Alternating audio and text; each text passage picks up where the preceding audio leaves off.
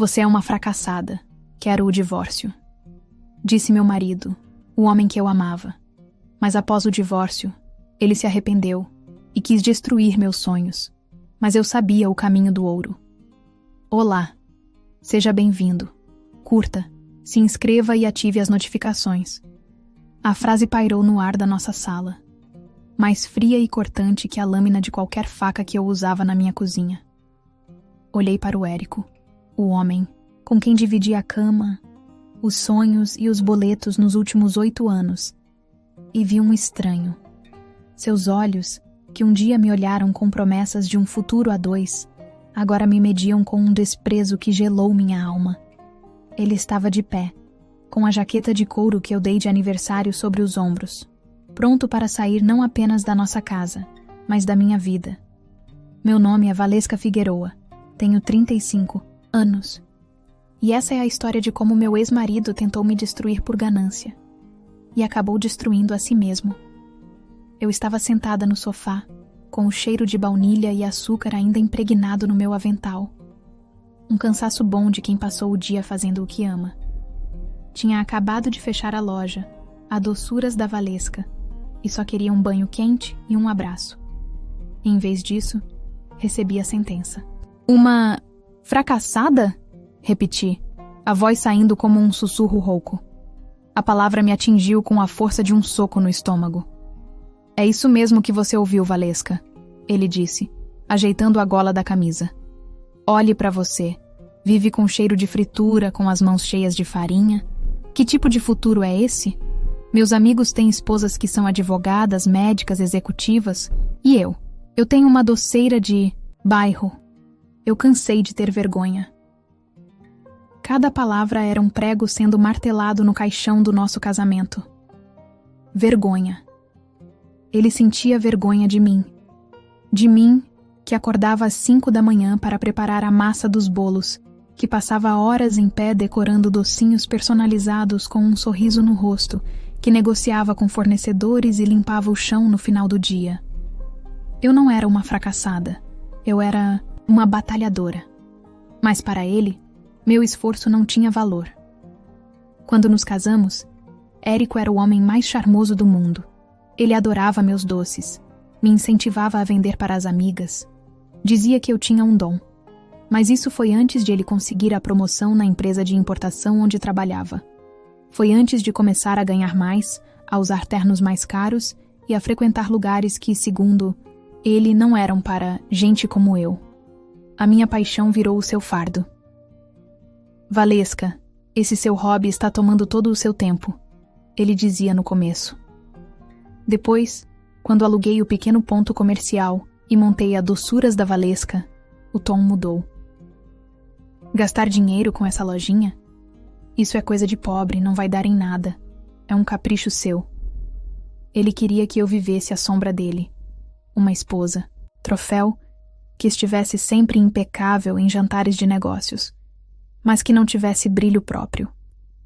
Ele queria que eu abandonasse meu sonho para viver o dele. E eu, por amá-lo, por acreditar que um casal devia se apoiar, quase cedi. Cheguei a pensar em fechar a loja, em procurar um emprego de verdade, como ele dizia. Mas algo dentro de mim, uma voz teimosa e forte, me impedia. Aquela loja era meu chão, minha identidade.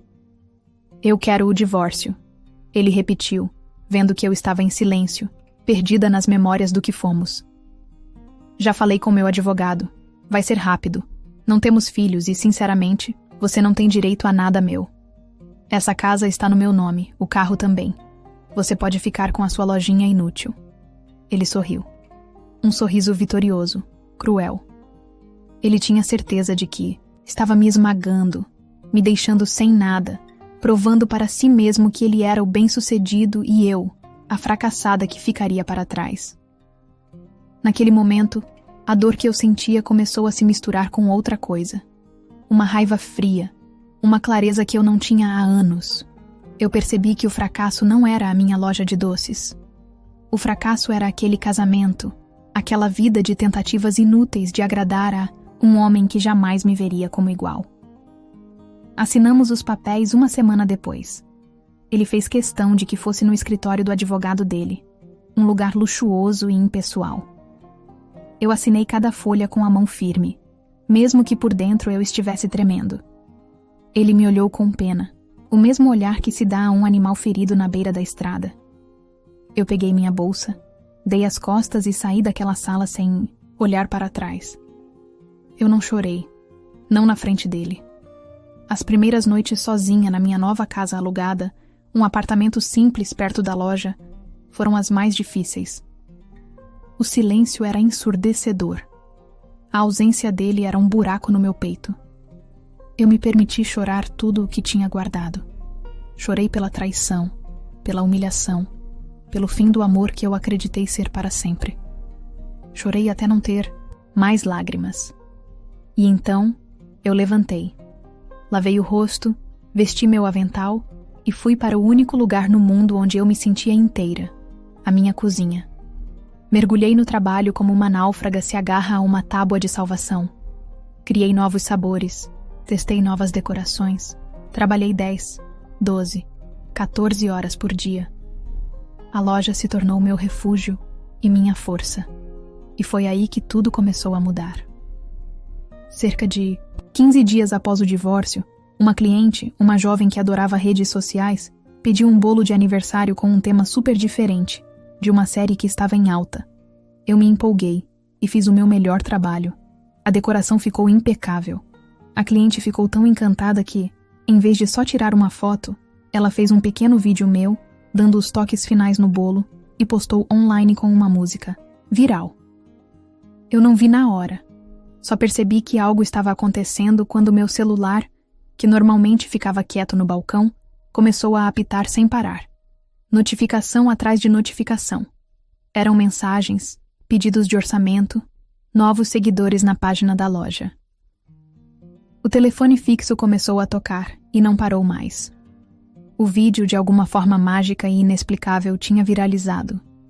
Milhares de visualizações, compartilhamentos, comentários de pessoas marcando amigos, elogiando meu trabalho e perguntando onde ficava a loja do bolo incrível.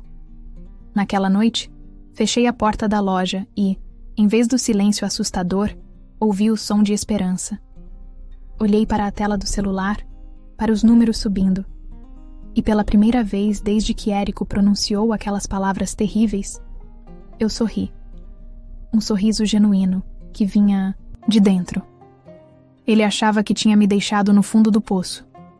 Mal sabia ele que tinha acabado de me dar o empurrão que eu precisava para voar. A internet é uma força da natureza. Em uma semana, a Doçuras da Valesca deixou de ser uma modesta loja de bairro para se tornar o assunto da cidade. Aquele vídeo simples, feito sem pretensão, foi a faísca que acendeu um incêndio. Meu telefone não parava. Eram blogueiras querendo fazer parcerias, buffets de festas infantis pedindo orçamentos para centenas de doces, empresas querendo bolos corporativos com seus logotipos. Eu mal conseguia dar conta. A fila na porta da loja, que antes era de 1 ou 2 clientes por vez, agora dobrava na esquina, especialmente nos fins de semana. O cheiro de bolo assando, que antes era o perfume da minha solidão, agora era o cheiro do sucesso. Eu estava exausta, mas de um jeito bom, energizante. Contratei uma ajudante, a Bia, uma garota jovem e cheia de vontade de aprender, e juntas nós dobramos a produção.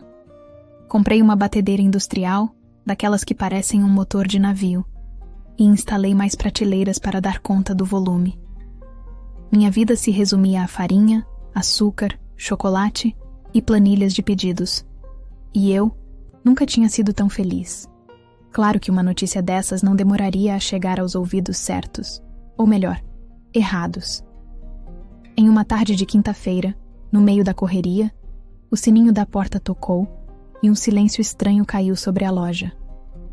Levantei os olhos do bolo que estava confeitando e o vi. Érico, parado ali, no meio da minha loja lotada, com um terno impecável que parecia gritar que ele não pertencia àquele lugar. Ele me olhava com uma expressão que eu não conseguia decifrar. Uma mistura de surpresa e interesse?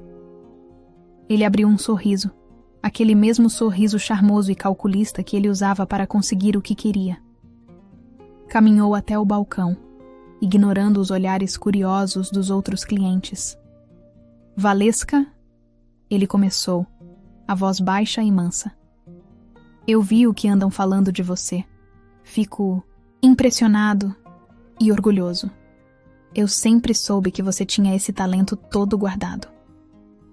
Eu continuei alisando a cobertura do bolo, a espátula firme na minha mão. Orgulhoso? Talento guardado? Aquele era o mesmo homem que tinha me chamado de fracassada e dito que sentia vergonha de mim. A audácia dele era inacreditável. O que você quer, Érico? Perguntei sem rodeios, minha voz saindo mais fria do que eu pretendia. Nossa, que recepção! Ele riu sem graça. Não posso mais visitar minha ex-esposa? Vim em paz. Queria conversar. A gente se precipitou, Valesca. Sabe, a pressão do trabalho, o estresse. Eu disse coisas que não queria.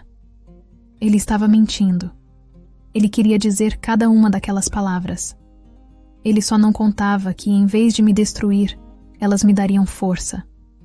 Pedi para a Bia cuidar do balcão por um instante e o levei para o pequeno escritório nos fundos. Um cômodo apertado que mal cabia uma mesa e 2 cadeiras. Fechei a porta e o encarei. Diga o que você veio dizer de uma vez. Eu sinto sua falta, ele disse, tentando pegar na minha mão, mas eu a puxei de volta. Sabe, Valesca, eu penso em nós. Penso em como éramos bons juntos.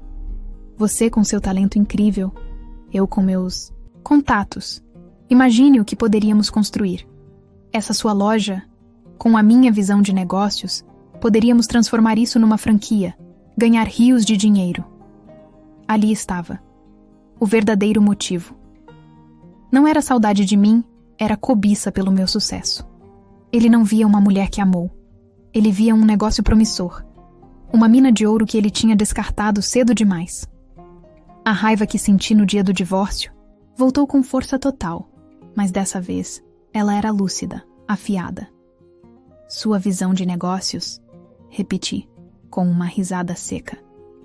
A sua visão era que isso aqui era coisa de pobre, que meu trabalho era inútil e que eu era uma mulher sem ambição. Você não sentia vergonha, Érico? Vergonha da doceira de bairro? Joguei as palavras dele de volta e vi um brilho de fúria passar por seus olhos antes de ele disfarçar com outro sorriso. Você está sendo dura. Eu estava errado, eu admito. Pessoas erram. O importante é que eu percebi o erro. Podemos recomeçar. Eu ainda sinto algo por você, de verdade. Não, Érico. Você não sente. Falei, a voz firme como nunca. Você sente o cheiro do dinheiro. Você vê as notícias, a loja cheia e se arrepende de ter jogado fora o bilhete premiado. Mas o prêmio é meu. Fui eu que acordei de madrugada, que queimei as mãos no forno, que chorei de cansaço e continuei mesmo assim. Onde você estava? Ah, é mesmo. Estava me chamando de fracassada. Me levantei, abrindo a porta do escritório. A conversa acabou. Por favor, vá embora e não volte mais.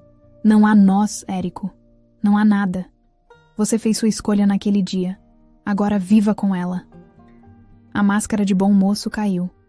O rosto dele se contorceu em uma careta de ódio puro. O desprezo que ele sentia por mim brilhando sem disfarces. Você se acha muito esperta, não é? Ele rosnou, a voz baixa e ameaçadora. Acha que essa sorte vai durar para sempre? Você ainda é a mesma coitadinha de sempre, Valesca. Teve um golpe de sorte, só isso. Você vai se arrepender de ter me virado as costas. Você vai ver. Ele passou por mim, esbarrando no meu ombro de propósito, e saiu da loja a passos largos, deixando para trás um clima pesado e o som do sininho da porta balançando com violência. Eu tremi. A ameaça velada dele me deixou com um gosto amargo na boca, mas ao mesmo tempo, uma certeza me inundou. Eu tinha feito a coisa certa. Rejeitá-lo foi o ponto final que a minha história com ele precisava. Naquela noite, enquanto trancava a loja, um pensamento gelado me ocorreu. Na pressa da mudança, na confusão do divórcio, eu nunca pedi de volta a chave da nossa antiga casa. Ele ainda a tinha. E de repente me lembrei de algo que me fez sentir um nó no estômago. Dentro da gaveta de meias do antigo armário do nosso quarto, num saquinho de veludo, estavam as chaves reservas da loja. Eu sempre fui esquecida, e aquele era meu esconderijo de emergência. Um esconderijo que ele conhecia perfeitamente bem. Sacudi a cabeça, tentando afastar a ideia. Não, ele não seria tão baixo, pensei. Ele é arrogante, é ganancioso, mas um ladrão? Não. Tentei me convencer de que era só paranoia, um resquício do medo que ele me causava. Mas a semente da desconfiança estava plantada. E eu mal sabia que ela estava prestes a florescer da pior maneira possível. Os dias que se seguiram à visita de Érico foram uma loucura produtiva. Eu estava tão imersa em atender à avalanche de pedidos que a ameaça dele e a minha preocupação com as chaves foram sendo empurradas para o fundo da minha mente. Eu me convenci de que ele era só um falastrão, um homem ferido no orgulho, incapaz de uma atitude tão baixa. A loja estava indo de vento em popa e eu fechei um contrato enorme para fornecer os doces de uma festa de fim de ano de uma grande empresa. O sinal que recebi já garantia o aluguel e os salários do mês seguinte. Pela primeira vez na vida, eu senti a segurança financeira que Érico sempre disse que eu nunca teria por conta própria. No domingo à noite, fechei a loja mais tarde do que o normal. Eu e Bia tínhamos trabalhado sem parar para adiantar a produção da semana. Estávamos exaustas, mas rindo, cobertas de farinha e satisfeitas.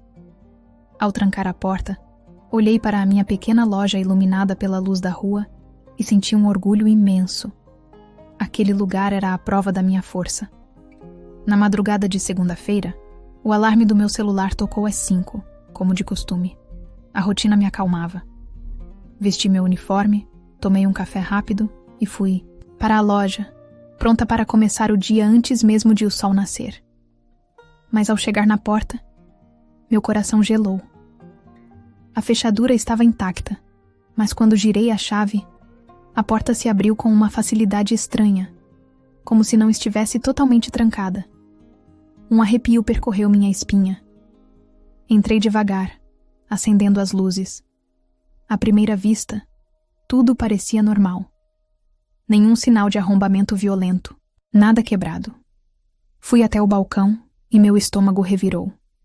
A gaveta do caixa estava aberta e completamente vazia. Até as moedinhas do troco tinham sumido. Com as pernas tremendo, corri para o escritório nos fundos. E então, eu vi. O pequeno cofre que eu mantinha no chão, escondido debaixo da mesa, estava com a porta escancarada. Havia marcas de ferramenta na lateral, um trabalho bruto, mas eficiente. E, dentro, não havia nada, absolutamente nada. Todo o dinheiro que eu tinha guardado estava ali. O faturamento do fim de semana, o dinheiro para pagar a Bia, o aluguel, os fornecedores, o sinal da festa da empresa. Tudo tinha sumido. Minhas pernas fraquejaram e eu caí de joelhos no chão frio. O ar me faltou. Era um pesadelo. Todo o meu esforço, cada hora de sono perdida, cada gota de suor. Roubado. A sensação de violação era pior do que a perda do dinheiro. Alguém esteve ali, no meu santuário, no meu lugar seguro, e levou tudo. E então, como um raio, a imagem de Érico surgiu na minha mente. A ameaça dele ecoou nos meus ouvidos. Você vai se arrepender. As chaves. As malditas chaves que eu, na minha ingenuidade, achei que ele jamais usaria. A raiva que senti dele se misturou com uma raiva de mim mesma. Como pude ser tão estúpida? Como pude subestimar o quão baixo ele poderia ir? As lágrimas vieram, quentes e furiosas. Lágrimas de desespero, de traição, de me sentir invadida e impotente. Sentei ali, no chão do meu escritório violado, e me senti a fracassada que ele sempre disse que eu era. Ele tinha vencido. Ele tinha conseguido me destruir. Fiquei ali, não sei por quanto tempo, até que um soluço me sacudiu, e no meio da névoa de pânico, uma lembrança surgiu. Uma pequena luz no fim do túnel escuro em que eu havia caído. As câmeras. Depois que o movimento aumentou, senti a necessidade de instalar um sistema de segurança. Coloquei 2 câmeras bem visíveis, uma apontada para a porta e outra para o balcão, para inibir qualquer ladrãozinho de rua. Mas por uma intuição que, não sei de onde veio, pedi para o técnico instalar uma terceira, bem pequena e discreta. Uma câmera espiã, escondida na prateleira mais alta, atrás de uns potes de vidro coloridos cheios de confeitos. Um lugar que ninguém imaginaria. Com o coração martelando no peito, me levantei e fui até o computador. Minhas mãos tremiam tanto que eu mal conseguia digitar a senha para acessar o sistema. Eu estava com medo do que ia ver, mas precisava saber. Precisava confirmar. Puxei a gravação da noite anterior. Avancei pelas horas silenciosas e escuras. E então, às 2h17 da madrugada, a porta da frente se abriu. A figura de um homem entrou sorrateiramente. Ele conhecia o lugar. Desligou a luz principal para não chamar a atenção da rua e usou a lanterna do celular. Ele foi direto para o caixa e depois para o escritório, evitando o campo de visão das 2 câmeras principais. Ele era cuidadoso, mas ele não sabia da terceira câmera. Mudei a visualização para a câmera escondida. A imagem era perfeita. E lá estava ele, Érico, o rosto iluminado pela luz fraca da lanterna, enquanto ele se ajoelhava para forçar a porta do cofre com um pé de cabra. Eu o vi lutar com o metal, o vi suar, e vi o sorriso de triunfo, cruel em seu rosto quando a porta finalmente cedeu. Eu o vi pegar maço por maço de dinheiro e enfiar numa mochila. Ele não parecia um homem desesperado. Ele parecia um predador saboreando a vitória sobre a presa. Naquele instante, minhas lágrimas secaram. O desespero se transformou em um gelo cortante que se espalhou por todo o meu corpo.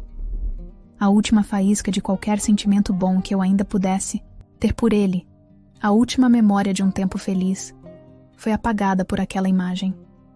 O homem que eu amei não existia mais. No lugar dele, havia um ladrão, um criminoso movido por vingança e ganância. Não hesitei. Salvei o arquivo de vídeo em um pendrive. Peguei meu celular e, com a voz mais firme que já tive na vida, liguei para a polícia. Eu gostaria de registrar um roubo na minha loja. Eu disse à atendente. E eu tenho provas irrefutáveis de quem foi o ladrão.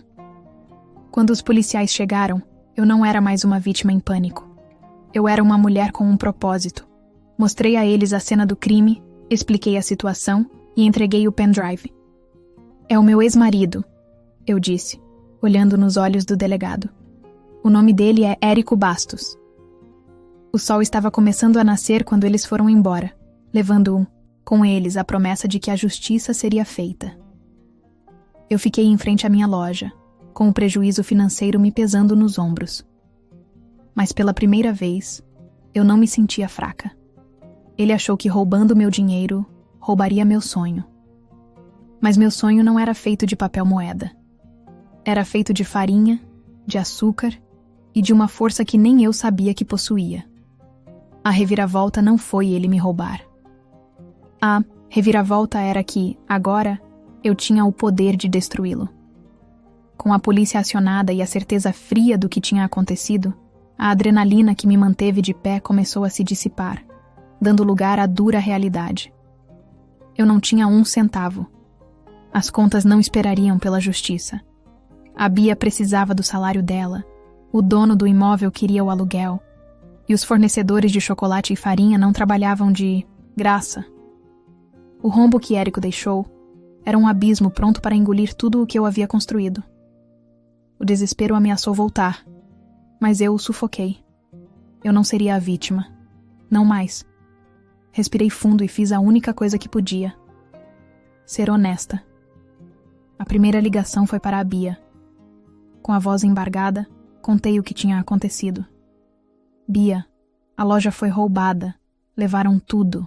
Eu não sei como vou te pagar esta semana. confessei, esperando que ela dissesse que não poderia mais trabalhar. Em vez disso, ouvi do outro lado. Dona Valesca, não se preocupe comigo. Eu fico. Ajudo no que for preciso. A gente dá um jeito. A lealdade dela foi a primeira tábua na ponte que eu precisaria construir para atravessar aquele caos. Depois, liguei para meus principais fornecedores. Expliquei a situação, a voz firme, sem pedir piedade, apenas um pouco de prazo. Para minha surpresa, eles concordaram. Valesca, você é boa pagadora e seu produto é excelente. A gente segura as pontas para você por umas semanas, disse o Sr. Manuel, meu fornecedor de embalagens.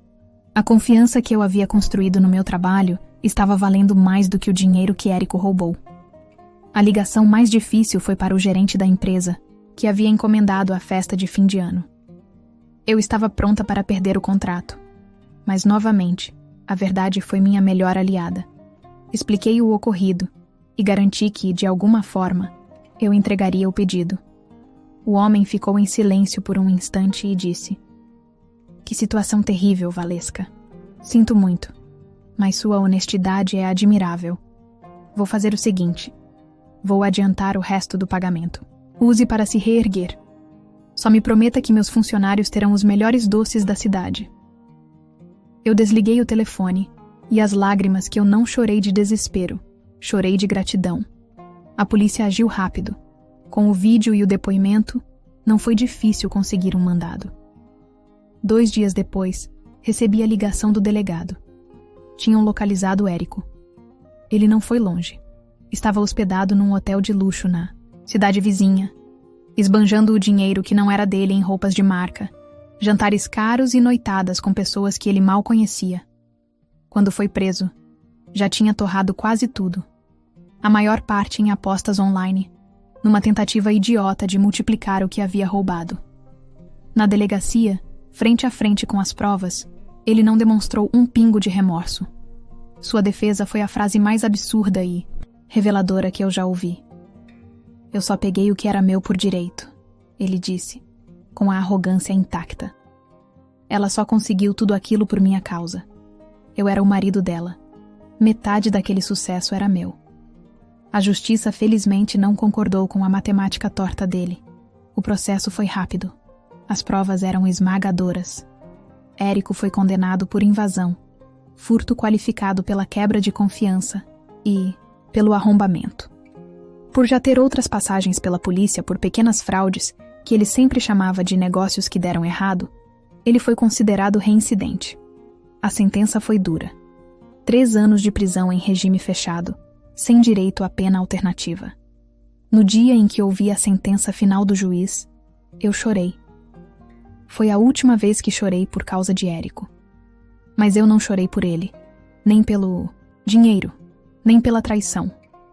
Eu chorei pela última faísca de ingenuidade que ainda existia em mim.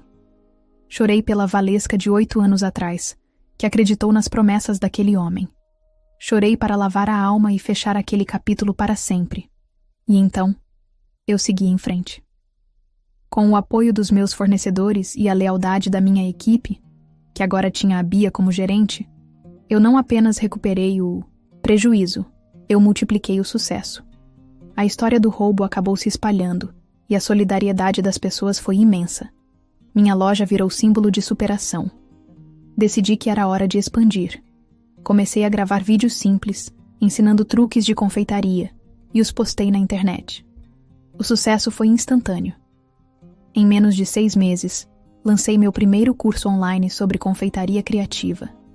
As vagas esgotaram em 24 horas. O dinheiro que ganhei com o curso era 10 vezes mais do que Érico havia roubado. Com esse capital, abri minha segunda loja, num bairro nobre da cidade. Chamei minha irmã mais nova para ser minha sócia. Hoje, a Doçuras da Valesca é uma marca consolidada, com 2 unidades, uma linha de produtos vendidos em supermercados e uma escola online com milhares de alunas pelo Guias, Brasil. Tenho uma equipe de 15 pessoas, todas apaixonadas pelo que fazem. E o Érico continua preso, sem visitas, sem amigos, sem o dinheiro que ele achava que lhe traria felicidade. Ele me chamou de fracassada e tentou destruir meu sonho porque não suportava a ideia do meu brilho. Ele achava que o caminho do ouro era pegar um atalho, roubando e enganando. Mas ele esqueceu que o verdadeiro caminho do ouro eu já conhecia muito bem. Era a minha força, a minha inteligência e o meu talento. Eu construí meu império sem precisar pisar em ninguém. A vingança dele era me ver destruída. A minha superação foi a resposta mais poderosa que eu poderia dar. E o melhor de tudo.